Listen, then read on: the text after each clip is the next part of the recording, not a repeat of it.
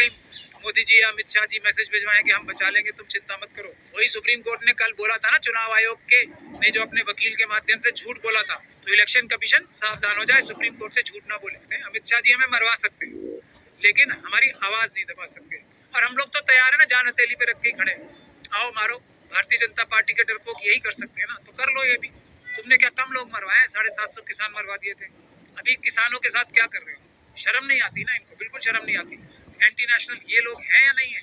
इनकी औकात और हिम्मत है किसानों को, अन्नदाताओं को ये खालिस्तानी बोलते हैं, इनको शर्म नहीं है ना। ये गद्दार है असली देश के। पार्टी के अंदर जो चोर होते हैं ना, वो परेशान होते हैं।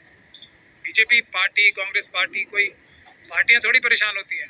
पार्टी के अंदर जो चोर होते हैं वो परेशान होते हैं, जिन्होंने अपना 2 नंबर का पैसा उससे वाइट करा के क्राइम करने के लिए जो काम किए थे, वो सब देख रहे होंगे कि किसने किसके माध्यम से पैसे लिए थे। हम जैसे लोग भी तो हैं जो संविधानवादी हैं, अम्बेडकरवादी है, हम भी तो बैठे हैं तैयार होके, अपना पेन कलम और कागज तैयार करके बैठे हैं हम अब एक एक उस व्यक्ति ने जो पैसे लिए हैं ना ये पार्टियों में, जो जिसने पैसे जमा कराए हैं, उसके खिलाफ ईडी का केस बनवाएंगे। ये तो गैर कानूनी हो गया ना घोषित, संविधान के खिलाफ पैसे लिए गए हैं ये, बावजूद इसके कि सुप्रीम कोर्ट ने इंटरिम भी ऑर्डर किया था इसमें, फिर भी लिए गए। तो ये संविधान के खिलाफ अपराध करके जो पैसे लिए गए वो ईडी के अपराध हैं सारे।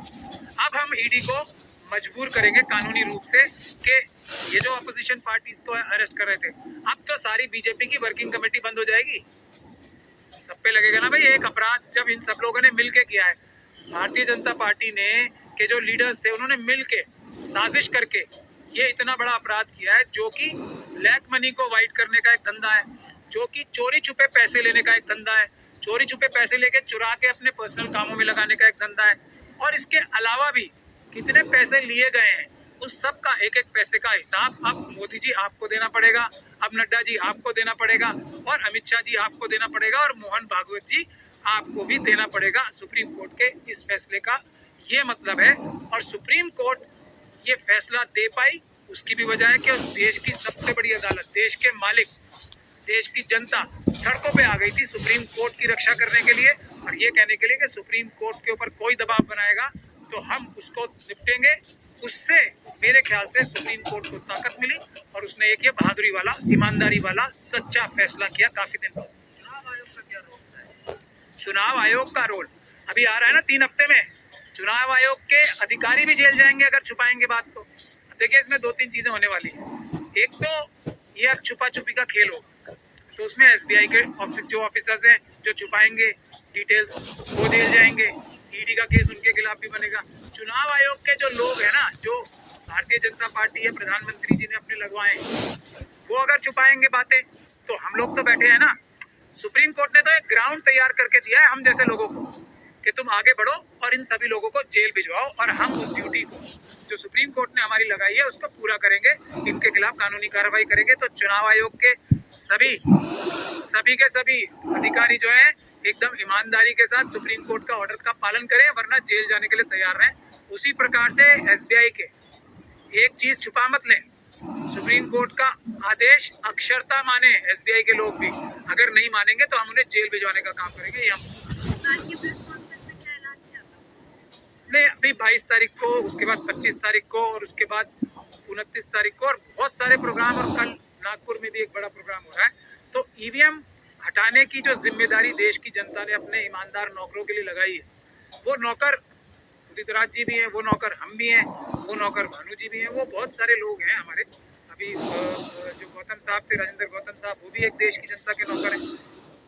ईमानदार नौकरों की जो ड्यूटी लगाई थी, ईमानदार नौकर बार बार प्रेस कॉन्फ्रेंस के माध्यम से बताते रहते हैं कि हम अपनी नौकरी सही से बजा ला रहे हैं, ताकि मालिक हमारे नाराज ना हो जाए, क्योंकि हम बेईमान नौकर तो है नहीं, मोदी जी की तरह, अमित शाह जी की तरह और बाकी लोगों की तरह कि जनता कोई ड्यूटी लगाए उसको पूरा ना करें। हम जनता का हुक्म बजा लाने के बाद उनको बताते भी हैं और आह्वान करते हैं कि आप आएँ और हमारी मदद करें। अभी भी आंदोलन का आह्वान कर रहे हैं आप लोग? कल से जब से पता चला है कि आप लोगों को जिस तरीके की धमकियां मिल रही हैं, साजिश का आप लोगों ने पर्दाफाश किया, फिर भी इतने आंदोलन का आह्वान कर रहे हैं? देश की जनता का आदेश है, हमारे मालिक हैं, हम कैसे उनकी बात टाल सकते हैं। इतनी बड़ी महान देश की महान जनता ने एक हमें छोटी सी जिम्मेदारी दी है, जान जाएगी, हम उस जिम्मेदारी से पीछे नहीं हटेंगे। और ये देश बचाने की जिम्मेदारी अगर जनता किसी को सौंपती है तो वो कितना बड़ा एहसान करती है उन नौकरों के ऊपर, ये बात हम रियलाइज करते हैं। अमित शाह जी हमें मरवा सकते हैं, लेकिन हमारी आवाज़ नहीं दबा सकते।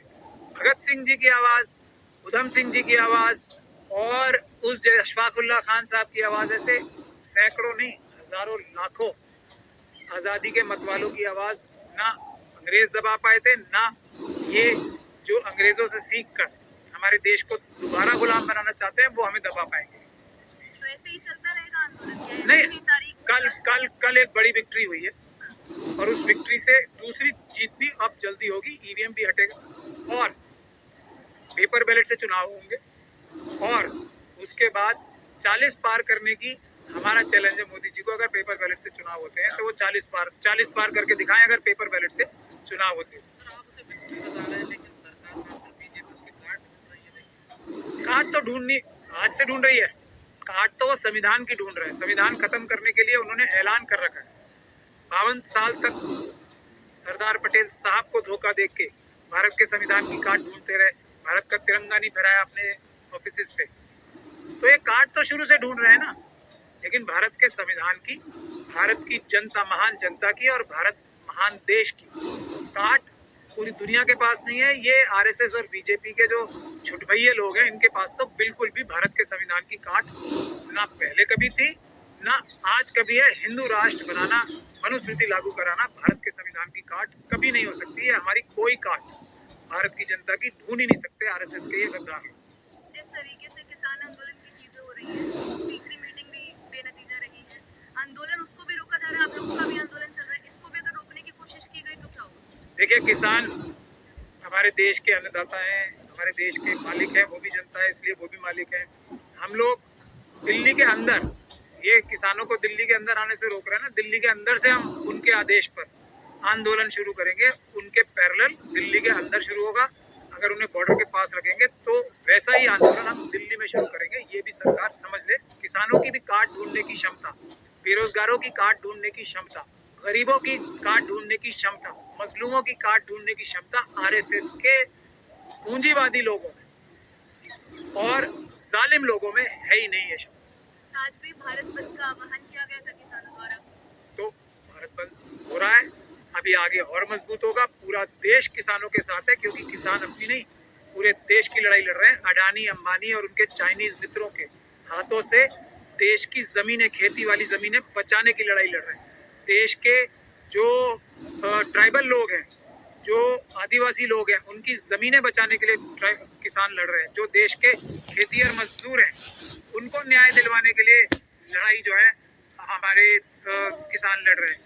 WTO से आज़ादी दिलाने के लिए हमारे किसान लड़ रहे हैं। तो पूरे देश के फायदे के लिए लड़ रहे हैं। किसान कोई अपने लिए थोड़ी लड़ रहे हैं, सारे देश का वकील उनके साथ खड़ा है, सारे देश की जनता उनके साथ खड़ी है। दिल्ली का एक एक ईमानदार नागरिक भारतीय जनता पार्टी और आरएसएस के कार्यकर्ताओं को छोड़ के किसानों के साथ खड़ा है। हमारा शरीर यहाँ पे, दिल उनके साथ है। हम उनके लिए किसी भी हद तक जाएंगे। दिल्ली के अंदर भी प्रोटेस्ट होंगे। लड़ाई दिल से तो नहीं हो पाएगी, फिजिकली जाना पड़ेगा वहाँ पे लड़ने के लिए। लड़ाई यहाँ भी होगी ना, वो जहाँ आना चाहते हैं, हम तो वहीं हैं दिल्ली के अंदर। हम यहाँ उनका आंदोलन शुरू करेंगे। वहाँ पे रोक रखा है, आने नहीं दे रहे। तो हम उनकी आवाज़ बन के, हम उनके आदेश का पालन करके दिल्ली के अंदर आना चाहते हैं ना। हम उनकी आवाज़ दिल्ली में भी उसी मजबूती से उठाने वाले हैं। अब क्या करेगी ये सरकार? देखिए, किसान आंदोलन के सपोर्ट में आप हैं, ईवीएम का आंदोलन अलग अलग चल रहा है।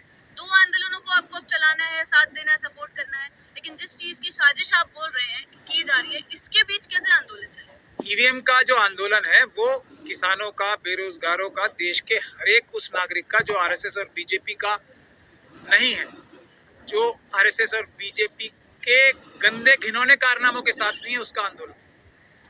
जो पूंजीवादी मानसिकता का नहीं है, जो देश की आम जनता का हक लूट के अपना घर और पेट नहीं भरना चाहता। ईवीएम की लड़ाई हर एक उस व्यक्ति की है। किसान भी ईवीएम की लड़ाई लड़ रहे हैं। ईवीएम की लड़ाई तो पूरे देश की लड़ाई है। किसानों की लड़ाई भी एक बड़ी लड़ाई है, वो भी देश की लड़ाई लड़ रहे हैं। दोनों हम साथ हैं, फर्क नहीं है।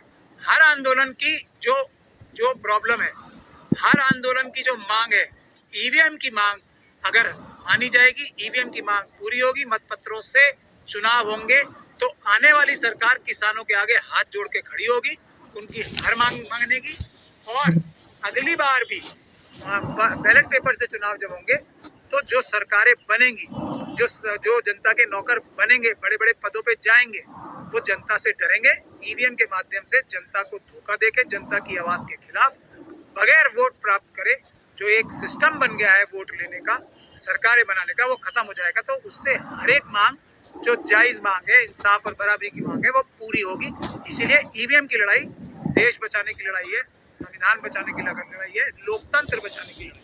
लेकिन आप जैसे लोग जो इन आंदोलन को लीड कर रहे हैं, फेस है, अगर वो सुरक्षित ही नहीं रहेंगे तो कैसे चलेगा? तो हमें क्या वो जिंदा छोड़ देंगे और हम उससे डर जाएंगे?